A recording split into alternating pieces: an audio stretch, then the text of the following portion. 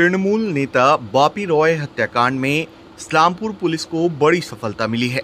इस मामले में शूटर को गिरफ्तार कर लिया गया है, जिसका नाम मुकर्रम राही है, जिसे किशनगंज के नज़दीक घोरधप्पा इलाके से गिरफ्तार किया गया है। उधर शूटर मुकर्रम राही को गिरफ्तार करने के बाद इस्लामपुर कोर्ट में पेश किया गया, जिसे 10 दिनों की पुलिस हिरासत में भेज दिया गया है। हालांकि पुलिस ने 14 दिनों की रिमांड की मांग की थी। अब पूछताछ में पूरे कांड का राज उगलेगा। आरोपी कोचाधामन थाना क्षेत्र का रहने वाला है, जिसका आपराधिक इतिहास पुलिस खंगाल रही है।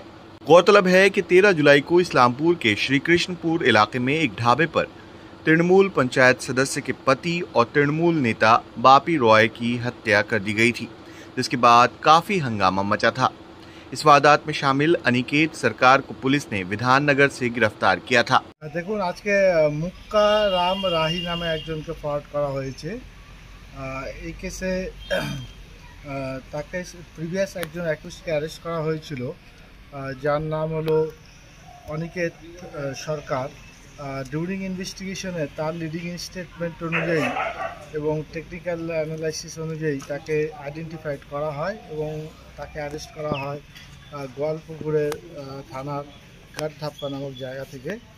এবং আরও এই কেসে 14 ডেজ পিসিপি চেয়েছিল তার, তো রানের কোর্ট আফটার হিয়ারিং সেটা 10 ডেজ পিসিপি অ্যালাউ করেছে। বললাম যে কি ভূমিকা ছিল এই মুকাররম রায়? এই কেসে প্রাথমিকভাবে এখনও তার ইনভলভমেন্ট পাওয়া যাচ্ছে। সিকিউরিটি তাকে ইন্ট্রোগেশন করে আরও টেস্ট ডিসক্লোজ করে।